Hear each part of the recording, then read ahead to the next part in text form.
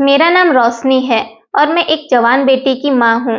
जैसे जैसे मेरी बेटी जवान हो रही थी, वो हमेशा ही अपने कमरे में बंद रहकर पढ़ाई करती रहती थी और मैं अपनी बेटी की इस बात से बहुत खुश थी कि मेरी बेटी पढ़ाई में बहुत इंटेलिजेंट थी।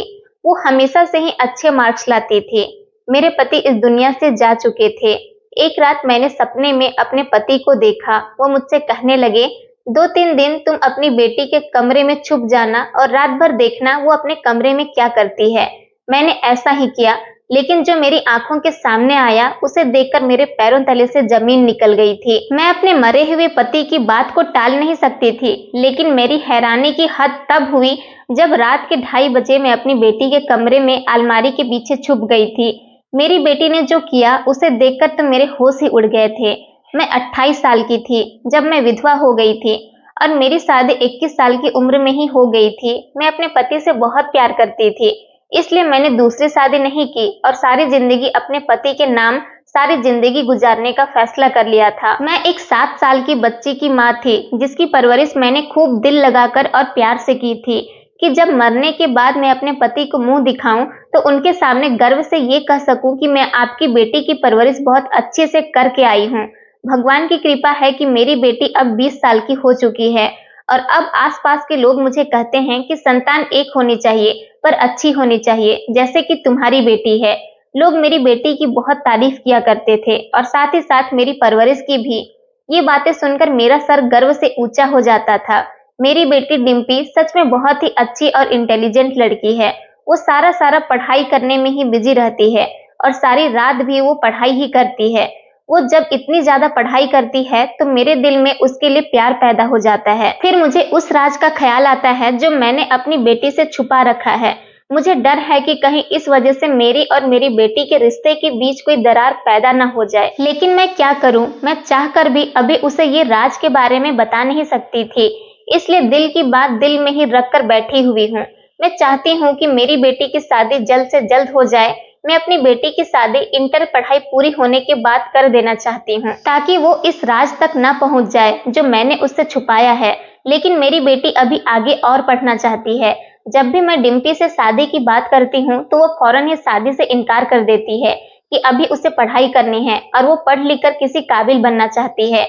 एक दिन मैं शाम का खाना बना रही थी, तब मेरे पति के एक पुराने दोस्त का फोन आया था। वो हमें अपनी बेटी की शादी का इनविटेशन दे रहे थे और कह रहे थे कि जल्द से जल्द आप हमारे घर अपनी बेटी को लेकर आ जाना। हमारा उनसे मिलना जुलना बहुत अच्छा था क्योंकि मेरे पति के दोस्त की पत्नी मेरी बहुत अच्छी फ्रेंड थी। हम दोनों एक साथ ही कॉलेज में पढ़ा करते थे। उन्होंने कहा कि मेरी इकलौती बेटी संजना की शादी है, इसलिए हम आपको 1 महीना पहले ही अपने घर बुलाना चाह रहे हैं।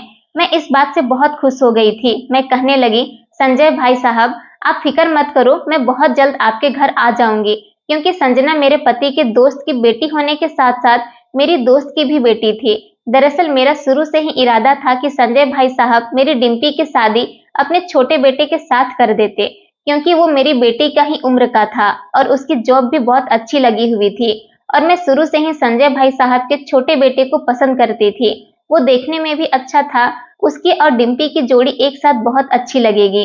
संजय भाई साहब के 2 ही बच्चे थे। बेटी की शादी तो अब हो ही रही थी, उसके बाद बेटा था। मेरी बेटी उस घर में बहुत खुश रहती। मैंने जल्दी से खाना बनाया और उठकर डिम्पी के कमरे की तरफ जाने लगी। मैंने जैसे ही दरवाजा खोलने के लिए हाथ बढ़ाया तो ये देखकर मैं हैरान हो गई थी कि डिम्पी ने तो अपना कमरा अंदर से लॉक कर लिया है। मैंने जोर जोर से दरवाजा खटखटाया तो कुछ देर के इंतजार के बाद दरवाजा खुल गया था। मेरी बेटी को पसीना आ रहा था और वो बहुत घबराई हुई लग रही थी। मैं कहने लगी, क्या बात है डिम्पी, तुमने दरवाजा अंदर से क्यों बंद किया था और इतनी देर में क्यों खोला? वो कहने लगी, माँ मैं बाथरूम में नहा रही थी। मैंने कहा, अच्छा छोड़ो ये सब, इधर आओ, मेरे पास आकर बैठ जाओ। मैं अपनी बेटी का हाथ अपने हाथों में पकड़कर उसे अपने साथ सोफे पर लेकर बैठ गई। मैं कहने लगी, तुम्हें पता है तुम्हारा फेवरेट संजय अंकल का फोन आया था। वो हमें संजना की शादी के लिए बुला रहे हैं। तुम अपनी पैकिंग शुरू कर देना, 2 दिन के बाद ही यहाँ से निकल जाएंगे। ये सुनकर डिम्पी के चेहरे का रंग उड़ गया था। वो कहने लगी, माँ मैं नहीं जा सकूंगी। मुझे उसकी ये बात सुनकर एकदम गुस्सा आ गया और मैं कहने लगी, क्यों, तुम क्यों नहीं जाओगी? कहने लगी, मेरे एग्जाम शुरू होने वाले हैं, मुझे अपने एग्जाम्स की तैयारी करनी है और मैं किसी भी हाल में अपनी पढ़ाई को छोड़कर नहीं जा सकती। मैं कहने लगी, बेटा बात को समझा करो, तुम अपनी सारी बुक्स वहां ले जाना, वहां जाकर आराम से पढ़ाई कर लेना, इसमें कौन सी बड़ी बात है। मगर शादी पर जाना बहुत जरूरी है, क्योंकि मैंने तुम्हारे लिए संजना के भाई पराग को पसंद कर लिया है। तुम दोनों एक दूसरे से मिलोगे तो ही बात आगे बढ़ेगी। वो खाली आंखों से मुझे देखकर कहने लगी, माँ मैं शादी के काबिल नहीं रही हूँ। मुझे डिम्पी की ये बात बहुत बुरी लगी थी। मैं गुस्से में होकर कहने लगी, क्या मतलब है तुम्हारा। वो घबरा गई और कहने लगी, माँ मैंने अपने कितनी बार कहा है कि मैं पढ़ लिख कर कुछ बनना चाहती हूँ। मैं उसकी ये बात सुनकर बस उसको घूरती रह गई थी। अगले दिन भी मैंने बहुत कोशिश की कि मेरी बेटी शादी में जाने के लिए राजी हो जाए, क्योंकि मैं उसको शादी में लेकर जाना चाहती थी। मैंने तो यहाँ तक कह दिया था कि अगर तुम शादी पर नहीं जाओगी तो मैं भी नहीं जाऊंगी, लेकिन फिर भी उसने मेरी बात नहीं मानी थी। मैं पहले से ही अपने फ्रेंड कल्पना के घर जाना चाहती थी, लेकिन अपनी बेटी को मनाने की वजह से नहीं जा पाई थी, जबकि अब शादी में सिर्फ 5 दिन ही रह गए थे। मजबूरन मुझे अपनी ही तैयारी करनी पड़ी थी। मैं अपने पति के पुराने दोस्त और अपनी पुरानी दोस्त के साथ इस पुरानी दोस्ती को बिगाड़ना नहीं चाहती थी। मैंने डिम्पी से कह दिया था कि मैं पड़ोस में कह जाऊंगी कि वो 1 हफ्ते के लिए तुम्हारे साथ रह ले। डिम्पी चिढ़ते हुए कहने लगी, माँ मुझे किसी पड़ोसन की जरूरत नहीं है, मैं अकेले भी रह सकती हूँ। अगर उन्होंने मेरे कमरे में सोने की जिद की तो मैं क्या करूंगी। मुझे स्टडी करने में प्रॉब्लम आएगी। मैं गुस्से से कहने लगी, डिम्पी तुम जानती हो क्या, स्टडी करने के साथ साथ अपने पेरेंट्स की इज्जत करना भी और उनकी बात को मानना भी जरूरी होता है। फिर तुम मुझे बताओ कि तुम्हारे कमरे में ऐसी कौन सी चीज लगी हुई है जो वो तुम्हारे कमरे में नहीं सो सकती। तुम्हें अगर पढ़ाई करने में कोई प्रॉब्लम आए तो तुम बाहर सोफे पर बैठकर पढ़ाई कर लेना। डिम्पी कहने लगी, माँ आप तो जानती हो मैं अपने कमरे में अकेले रहकर ही अपनी पढ़ाई करती हूँ, तभी मेरा अच्छा फोकस मेरी पढ़ाई पर रहता है, इसलिए मैं किसी की मौजूदगी में डिस्टर्ब होती हूँ। मैं कहने लगी, अच्छा चलो ठीक है, पड़ोसन मेरे कमरे में सो जाया करेगी और तुम आराम से अपनी पढ़ाई कर लेना। बड़ी मुश्किल से शादी पर जाने की तैयारी कंप्लीट हुई थी। मैं जानती थी कि संजय भैया और कल्पना डिम्पी के बारे में मुझसे जरूर पूछेंगे कि डिम्पी शादी में क्यों नहीं आई। जैसे ही शादी वाले घर में मैं पहुंची तो संजय भाई साहब कहने लगे, अरे भाभी आप मेरी डिम्पी बेटी को क्यों नहीं लेकर आई। और उनकी इस बात में मैं कल्पना हाँ में हाँ मिलाने लगी। मैं डरते डरते कहने लगी, वो मेरी बेटी अपनी पढ़ाई को लेकर बहुत सीरियस रहती है, उसके एग्जाम होने वाले हैं इसलिए वो नहीं आ सकी। कहने लगी, जब मेरे एग्जाम्स खत्म हो जाएंगे तब मैं संजय अंकल और कल्पना आंटी के यहाँ चली जाऊंगी, बस इसलिए नहीं आई, लेकिन वो बाद में आ जाएगी जब उसके एग्जाम खत्म हो जाएंगे। तो संजय भाई साहब कहने लगे, अरे वाह ये तो बहुत अच्छी बात है। और कल्पना भी कहने लगी, रोशनी तुम अपनी बेटी की परवरिश बहुत अच्छी की है। फिर संजय भाई साहब मेरी तरफ देखते हुए कहने लगे, भाभी शादी वाला घर है और खुशी का मौका है, इसलिए मैं चाहता हूँ कि मैं भी आपको एक खुशखबरी सुना दूं। मेरी ख्वाहिश है कि मैं अपने मरे हुए दोस्त की बेटी को अपने घर की बहू बना लूं, अपने पराग की पत्नी के रूप में डिम्पी को देख लूं। इस बात पर कल्पना भी बहुत खुश हो रही थी। कल्पना ने कहा कि जैसे ही संजना की शादी की रस्में खत्म हो जाएंगी मैं तो तुम्हारे घर डिम्पी का रिश्ता लेकर आ जाऊंगी। ये बात सुनकर मेरी आंखों में आंसू आ गए थे। मैंने संजय भाई साहब और कल्पना से कहा, आप दोनों ने तो मेरे दिल की बात कह दी है। ये खबर सुनकर तो मैं बहुत खुश हूँ। संजय भाई साहब तो खुश होकर आगे बढ़ गए थे, लेकिन कल्पना ने मुझे गले लगा लिया था और कहने लगी, हमारी दोस्ती को हम रिश्तेदारी में बदलना चाहते हैं, इस तरह से हमारी दोस्ती आगे तक कायम रहेगी।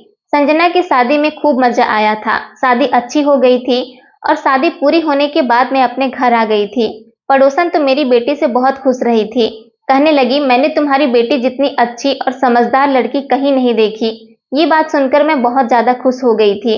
मैंने अपनी पड़ोसन अंजलि को शुक्रिया कहा, आपका बहुत बहुत शुक्रिया, आपने यहाँ मेरी गैर मौजूदगी में मेरी बेटी का ख्याल रखा। मैंने उसको कुछ गिफ्ट भी दिए और उसके बाद वो अपने घर चली गई थी। मैंने डिम्पी से कह दिया कि संजय अंकल और कल्पना आंटी ने पराग के लिए तुम्हारा हाथ मांग लिया है। वो चाहते हैं कि तुम्हारी शादी उनके बेटे पराग के साथ हो जाए। डिम्पी मेरी बात सुनकर खुश नहीं हुई थी। वो मुझे अजीब सी नजरों से देखकर कहने लगी, माँ आपने हमेशा ही मुझे सिर्फ मेरे पापा के ही फ्रेंड के बारे में बताया है, जबकि मेरे पापा के बहुत सारे फ्रेंड थे। मुझे याद है जब मैं छोटी थी तो हमारे घर संजय अंकल के साथ साथ अनुराग अंकल भी आया करते थे, लेकिन जिस दिन से पापा की मौत हुई उसके बाद से ही अनुराग अंकल ने हमारे घर आना बंद कर दिया। क्या पापा के मरने के साथ साथ ही अनुराग अंकल भी मर गए, जो आपने कभी उनके बारे में कोई बात नहीं की। डिम्पी ने मेरे जख्मों पर नमक छिड़क दिया था। मैं गुस्से से कहने लगी, हाँ नहीं बताया मैंने तुम्हें अनुराग के बारे में। तुम जानती हो कि तुम्हारे पापा ने मुझसे लव मैरिज की थी। तुम्हारे पापा की फैमिली वाले हमारे शादी नहीं कराना चाहते थे, जबकि तुम्हारे अनुराग अंकल का हमारे घर पर बचपन से आना जाना था। हमारी शादी के कुछ महीने पहले ही अनुराग की भी शादी हो गई थी। तुम्हारे पापा के मरने के बाद अनुराग की पत्नी ने मेरे घर में इतने ज्यादा फसाद फैलाए थे कि मेरे ससुराल वाले मुझसे नफरत करने लगे थे और उन्होंने मुझे घर से निकालना चाहते थे। और मैं बेसहारा थी क्योंकि मेरे माता पिता नहीं थे। मैं बेसहारा कहाँ जाती, किसी ने मेरी बात पर यकीन नहीं किया था। जिस तरह से कान अनुराग की पत्नी ने मेरे ससुराल वालों के भर दिए थे, वो लोग मेरी बात मानने को तैयार ही नहीं थे, बल्कि उन लोगों को मेरी किसी बात पर यकीन ही नहीं था। मैं डट गई थी और कहने लगी, ये घर मेरे पति का है, मैं अपने पति के घर से कहीं नहीं जाऊंगी। उन्होंने एड़ी चोटी का जोर लगा लिया था और फिर आखिरकार मैं भी हिम्मत हार गई, क्योंकि तुम मेरे साथ थी। जिस दिन मैं घर से निकलने लगी थी, उसी दिन मैंने फैसला कर लिया था कि मेरे पति के बचपन के दोस्त अनुराग भाई साहब और उनके परिवार से हमारा कोई ताल्लुक नहीं रहेगा, क्योंकि उनकी पत्नी ही वजह है जो मैं बेसहारा हो गई। उस टाइम तुम 5 साल की थी। मेरे ससुराल वालों ने मुझ पर गलत इल्जाम लगाए थे। पता है किसके कहने पर? सिर्फ और सिर्फ तुम्हारे अनुराग अंकल की पत्नी के कहने पर। जबकि अनुराग भाई साहब अच्छे से ये बात जानते थे कि मैं गलत नहीं हूँ, मुझ पर आरोप लगाए जा रहे हैं, वो भी उनकी पत्नी के कहने पर। उनकी पत्नी ने मेरे साथ ऐसा इसलिए किया क्योंकि मैं खूबसूरत थी, और जबकि वो खूबसूरत नहीं थी, इसलिए वो मेरी खूबसूरती से जलती थी और उन्होंने मेरे ससुराल वालों को अपनी तरफ कर लिया। वो तो अच्छा हुआ कि तुम्हारे चाचा जी ने मेरा और तुम्हारा ख्याल रखते हुए हमें उस घर से हिस्सा दिलवा दिया, जिनके पैसों से हमने ये घर खरीद लिया। तुम्हारे दादा दादी तो वैसे भी मतलबी लोग थे। तुम्हारे पापा की सैलरी अच्छी थी, वो अपने माता पिता को भर भर कर पैसा दिया करते थे, तो हम लोग उनके लिए अच्छे थे। लेकिन जब तुम्हारे पिता मर गए तो उनकी बेटी और पत्नी उनके लिए बुरी हो गई थी। तुम्हारे चाचा चाची बहुत अच्छे लोग हैं, इसलिए वो हमारे घर पर आना जाना रखते हैं और मुश्किल वक्त में उन्होंने हमारा साथ भी दिया। लेकिन तुम्हारे दादा दादी तो अनुराग की पत्नी के कहने में आ गए थे और उन्होंने अपने घर से ही हमें निकाल दिया था, क्योंकि अनुराग की पत्नी ने हमारे घर में आग जो भड़का दी थी। तुम्हारे दादा दादी ने काफी कोशिश की कि वो तुम्हें अपने पास रख लें, लेकिन मैंने साफ साफ इनकार कर दिया तो मुझे धमकाने लगे, वो तुम्हें मुझसे जबरदस्ती छीन लेंगे। मैं उनकी वहम को देखकर हैरान रह गई थी, इसलिए मैंने पुलिस में जाकर उनके खिलाफ रिपोर्ट दर्ज करवा दी। पुलिस जब तुम्हारे दादा दादी के घर गई तो तुम्हारे चाचा ने बात को संभाल लिया और पुलिस को वापस भेज दिया, क्योंकि वो समझदार थे और इस तरह से उनकी और उनके परिवार के सारे गांव में बेइज्जती हो सकती थी। इसलिए उन्होंने अपने माता पिता को बहुत समझाया कि वो हमें सुकून से जीने दे। उसके बाद से तुम्हारे दादा दादी ने हमारा पीछा छोड़ दिया था और हम सुकून भरी जिंदगी जीने लगे थे। मैं इस घर में पूरी तरह से शिफ्ट हो गई थी। उस दिन के बाद भी वो लोग कभी कभी तंग करने के लिए आ जाया करते थे, लेकिन तुम्हारे चाचा बात को संभाल लेते थे। उन लोगों ने मुझे तंग करने की बहुत कोशिश की, तो मुझे डराते धमकाते, यहाँ तक कि उन्होंने मुझे अदालत से तुम्हारी कस्टडी लेने के लिए भी ब्लैकमेल कर लिया था। मगर बड़ी मुश्किल से उस टाइम में तुम्हारे चाचा ने सारी बात को संभाल लिया था। अगर वो मेरा सहारा न बनते तो आज तुम और मैं किसी और घर में झाड़ू बर्तन कर रहे होते। मैंने इसलिए आज तक तुम्हें अपने दादा दादी अनुराग और उसकी पत्नी के बारे में नहीं बताया। ऐसा इसलिए नहीं किया था ताकि तुम्हारा दिल उनकी तरफ से मैला ना हो जाए। ये बात सुनकर डिम्पी का चेहरा उतर गया था। वो बहुत परेशान हो गई थी और मैं उठकर अपने कमरे में आ गई थी। मुझे पिछले दिनों की परेशानियां आज भी याद आ गई थी और अपने पति की भी बहुत याद आती थी। मेरी अलमारी में मेरे पति के लव लेटर, उनके साथ मेरी फोटो, ये सारी निशानियां मेरे पास आज भी रखी हुई थी। मैं एक एक चीज को देखकर रोती जा रही थी। मैं अपने पति के लव लेटर पढ़कर रोती तो कभी उनको चूमने लगती। मैं हर चीज बड़े ध्यान से देख रही थी। तभी अचानक मेरी नजर डायरी पर पड़ी। इनमें से एक डायरी गायब थी जो मेरे पति की थी, और मेरे पति को डायरी लिखने का बड़ा शौक था। वो रेड कवर वाली डायरी न जाने कहाँ चली गई थी। मैं अंदर ही अंदर बहुत डर रही थी और मैंने सारी अलमारी में उस डायरी को ढूंढ लिया था, यहाँ तक कि अपने कमरे की पूरी तलाशी ले ली थी, लेकिन वो डायरी मुझे कहीं नजर नहीं आ रही थी। फिर मेरे दिल में ख्याल आया कि कहीं वो डायरी डिम्पी के हाथ तो नहीं लग गई, क्योंकि उस डायरी में डिम्पी की जिंदगी का सबसे बड़ा राज लिखा हुआ था। मेरी बेटी कॉलेज भी जाती थी और वहां से आकर भी सारा दिन पढ़ाई करती रहती थी।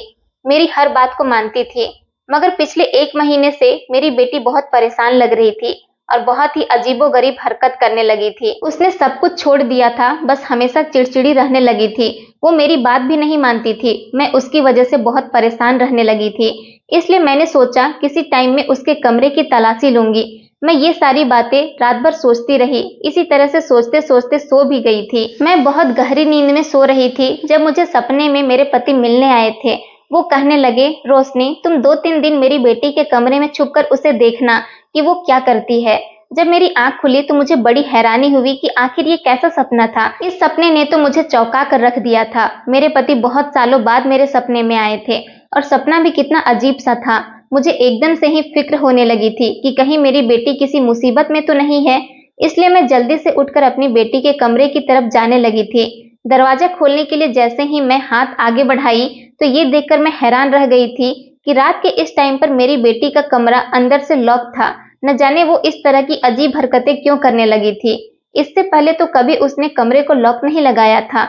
सुबह हुई तो मैं डिम्पी से कहने लगी, तुमने रात में अपने कमरे का दरवाजा क्यों लॉक किया था। मेरी बात सुनकर वो मुझसे कहने लगी, माँ, आप क्या रात भर मेरी जासूसी करती रहती हो।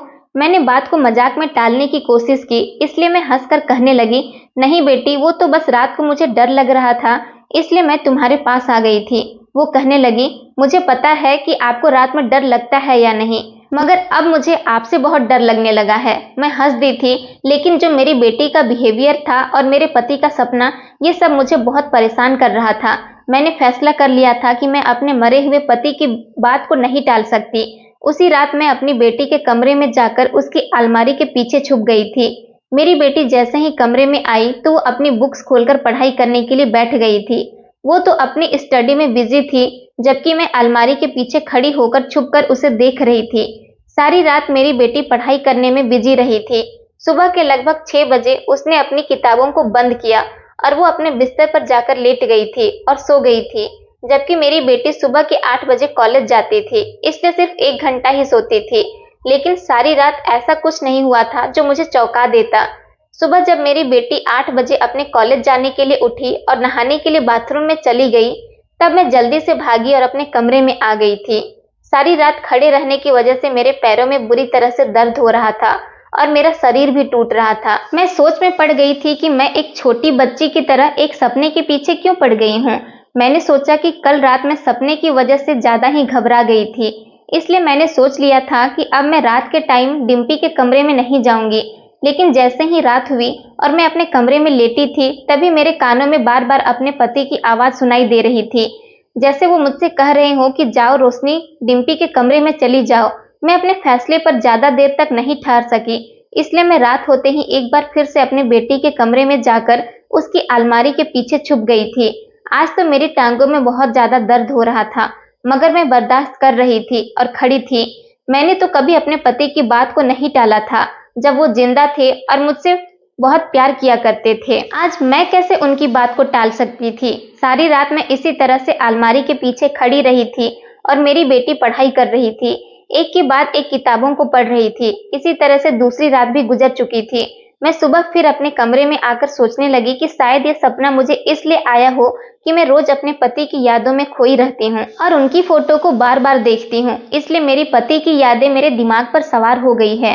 शायद इस सपने की कोई हकीकत ही ना हो। मैंने सोच लिया था कि अब मैं इस बेमतलब सपने के लिए अपनी बेटी पर शक नहीं करूंगी। मैं थोड़ा सा आराम किया और उठकर नाश्ता बनाने के लिए किचन में चली गई थी। नाश्ता बनाकर मैंने सोचा चलो डिम्पी के लिए भी नाश्ता पहुंचा देती हूँ। मैं जैसे ही उसके कमरे में उसे नाश्ता देने के लिए गई, मैं अपनी बेटी के कमरे के दरवाजे तक ही पहुंची थी, तभी उसके कमरे से आती हुई आवाज मेरे कानों में पड़ी थी।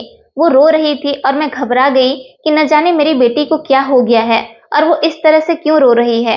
वो रोते हुए कहने लगी, मुझे आज तुम्हारी बहुत याद आ रही है, जल्दी से तुम मेरे पास आ जाओ, मैं तुम्हारे बिना नहीं रह सकती। ये बात सुनकर मैं तो दंग रह गई थी। मैं जल्दी से दरवाजा खोलने की कोशिश की तो ये देखकर फिर से हैरान हो गई थी कि कमरे का दरवाजा अंदर से लॉक था।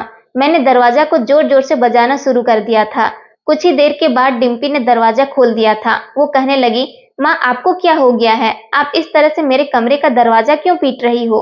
मैं दरवाजा खोलने के लिए आने ही वाली थी, लेकिन आप तो दरवाजे को बुरी तरह से पीट रही हो, जैसे कोई भूकंप आ गया हो। पहले तो मैंने सोचा कि इससे पूछ लूं कि किसके साथ ये बातें कर रही थी, मगर जब उसके हाथ में मैंने उसके पिता की फोटो पड़ी हुई देखी तो मैं सब कुछ समझ गई थी। वो शायद अपने पिता की यादों में खोई हुई थी और अपने पापा को मिस कर रही थी, लेकिन न जाने क्यों मेरा दिल बहुत घबरा रहा था।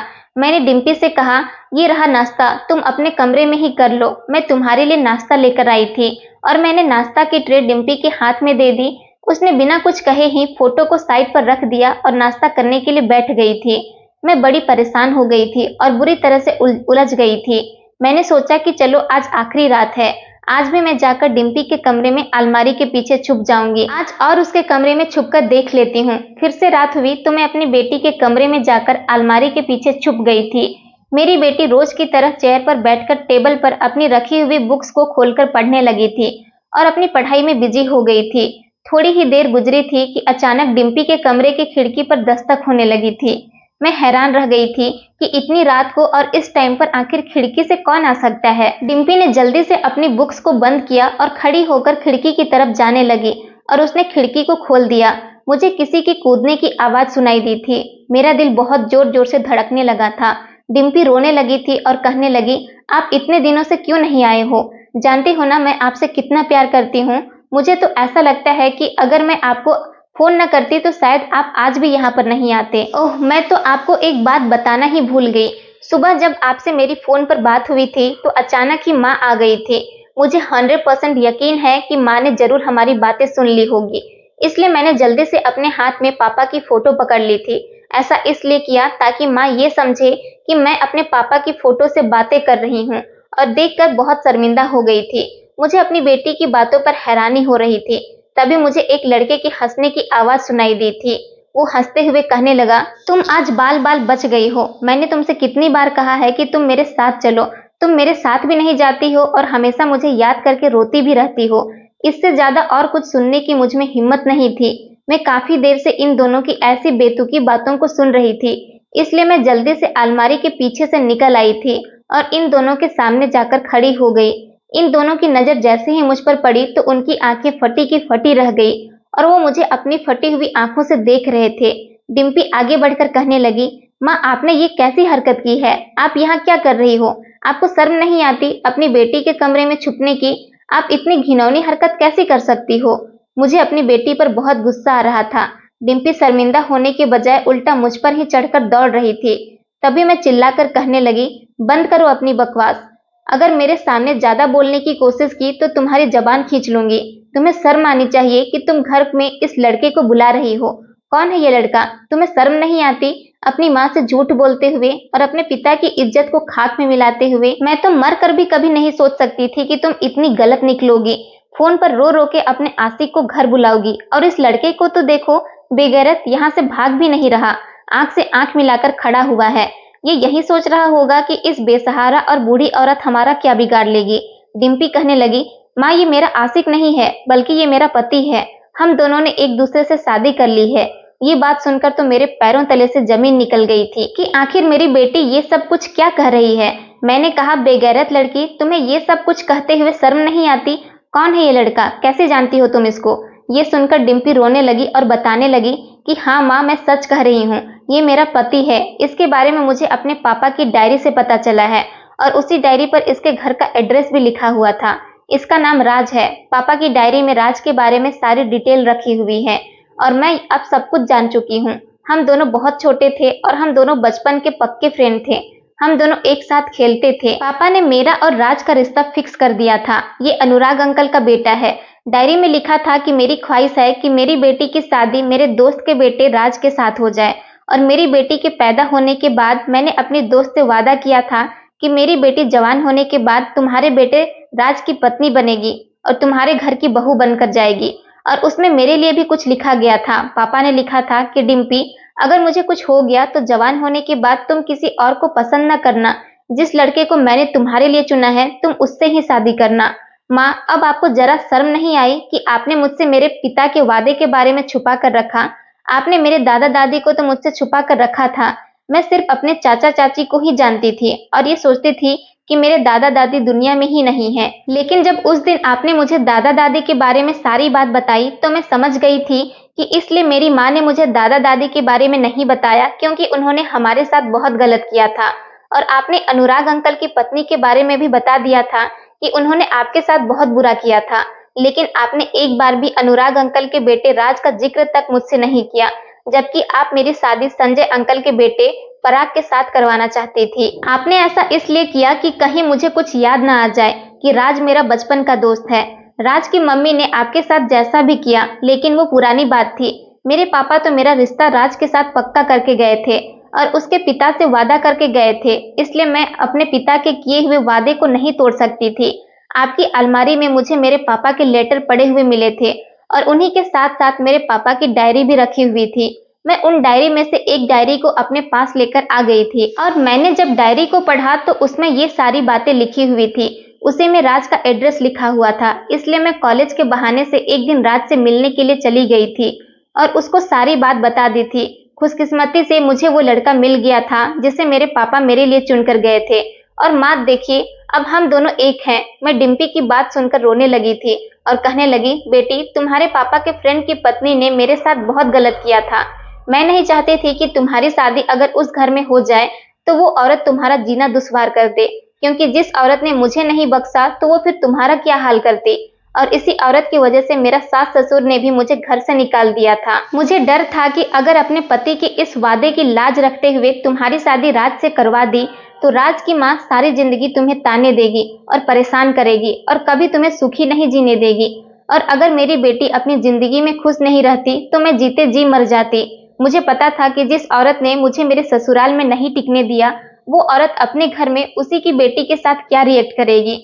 मेरी बातें सुनकर डिम्पी रोने लगी थी। वो मुझे कहने लगी, माँ मुझे पता था कि आपके पास ये सब कुछ करने के लिए पहले से ही कोई ना कोई वजह रही होगी, क्योंकि मैंने अपनी जिंदगी के इतने सालों में आप में कोई बुराई नहीं देखी। मुझे आपकी वजह मालूम हो चुकी है, लेकिन माँ मैं अपने पिता के किए हुए वादे को पूरा करना चाहती थी। तभी मेरा दामाद राज आगे बढ़ा और हाथ जोड़कर कहने लगा, आंटी टाइम बहुत आगे बढ़ चुका है, अब हालात पहले जैसे नहीं रहे हैं, सब लोग अच्छे हो चुके हैं। और मैं आपको बता दूं कि माँ की तबीयत तो इतनी ज्यादा खराब रहने लगी है कि वो अपने बिस्तर से खड़ी नहीं होती है। शायद उन्होंने जो आपके साथ किया, भगवान ने उनको उनके किए की सजा दी है। माँ को पैरालाइज हो गया है, जिसकी वजह से ना तो वो बोल सकती है और ना ही हिल सकती है। डॉक्टर ने कुछ दिनों का ही टाइम दिया है। माँ की हालत बहुत ज्यादा सीरियस है। आप मेरे साथ चलो और माँ को उनकी गलती के लिए माफ कर दो। शायद उनकी जिंदगी के जो पल रह गए हैं वो उनको सुकून से जी सके। मेरी बेटी राज के साथ शादी तो कर चुकी थी, अब मेरे पास इनकार करने की कोई गुंजाइश ही बाकी नहीं रह गई थी। मैं राज और डिम्पी के साथ राज के घर चली गई। मैं वहां पर गई तो राज की माँ कावेरी बहुत बुरी हालत में बेड पर लेटी हुई थी। मुझे उसकी हालत देखकर बहुत तरस आ रहा था। मुझे देखकर उसकी आंखों में आंसू आ गए थे। वो कुछ बोल नहीं सकती थी, लेकिन उसकी आंखों से मुझे ऐसा लग रहा था जैसे वो मुझसे माफी मांग रही हो। मैंने उसके करीब जाकर कहा कि मैंने तुम्हें माफ किया कावेरी, अब हमारे बच्चे शादी कर चुके हैं, इनको आशीर्वाद दे दो। ये सुनकर कावेरी की आंखों से आंसू बहने लगे थे और वो रो रही थी। अनुराग भाई साहब भी मुझे देखकर बहुत खुश हुए थे और उन्होंने बताया कि भाभी जब से कावेरी की तबीयत खराब होनी शुरू हुई थी, वो तभी समझ गई थी कि उसने आपके साथ गलत किया। भगवान उसको इसी चीज की सजा दे रहा है। वो आपसे माफी मांगना चाहती थी, लेकिन उसकी कभी हिम्मत नहीं हुई आपसे माफी मांगने की। इसलिए उसने कहा कि जब मैं ठीक हो जाऊंगी तो मैं खुद रोशनी के घर जाकर उससे माफी मांगूंगी। लेकिन इसकी तो हालत ठीक होने के बजाय दिन ब दिन खराब होती चली गई थी और वो आपसे माफी मांगने नहीं आ सकी। जब एक दिन हमारे घर डिम्पी आई और उसने सब कुछ बताया तो मैंने खुद उन दोनों बच्चों की शादी करवा दी। हमने आपको इसलिए नहीं बताया क्योंकि हमें पता था कि आप कभी भी इन बच्चों की शादी के लिए तैयार नहीं होगी, क्योंकि आपके साथ बहुत बुरा किया गया था और मैं अपने दोस्त के वादे को भी पूरा करना चाहता था। अनुराग भाई साहब मेरे सामने हाथ जोड़कर खड़े हो गए और कहने लगे, भाभी मैं अपनी पत्नी की तरफ से आपसे माफी मांगता हूँ। मेरी पत्नी को माफ कर दो और साथ साथ मेरे बच्चों को भी, जिन्होंने आपसे छुपकर शादी की। मेरी बेटी खुश थी, यही मेरे लिए बहुत था। मैंने अनुराग भाई साहब से कहा, अब जो हुआ सो हुआ, आपको शर्मिंदा होने की जरूरत नहीं है। मैंने कावेरी को माफ कर दिया है। ये कहकर मैं अपने घर आ गई थी, लेकिन अगले दिन जो खबर आई थी उसने मेरे पैरों तले से जमीन निकाल दी थी। डिम्पी ने बताया कि कावेरी की मौत हो गई है। कावेरी की मौत पर मुझे बहुत अफसोस हुआ था। अब मेरी बेटी अपने ससुराल में ही रह रही है और बहुत खुश है। इसी तरह से मेरे पति का सपना भी पूरा हो गया था और कावेरी ने जो किया था उसकी सजा उसे मिल गई थी। दोस्तों उम्मीद करती हूँ आपको हमारी कहानी पसंद आई होगी। कहानी पसंद आई है तो वीडियो को लाइक करें, चैनल पर नए हैं तो चैनल को सब्सक्राइब करें और हाँ, नोटिफिकेशन बेल को जरूर दबाएं ताकि अगली अपडेट सबसे पहले आपको मिले। धन्यवाद दोस्तों।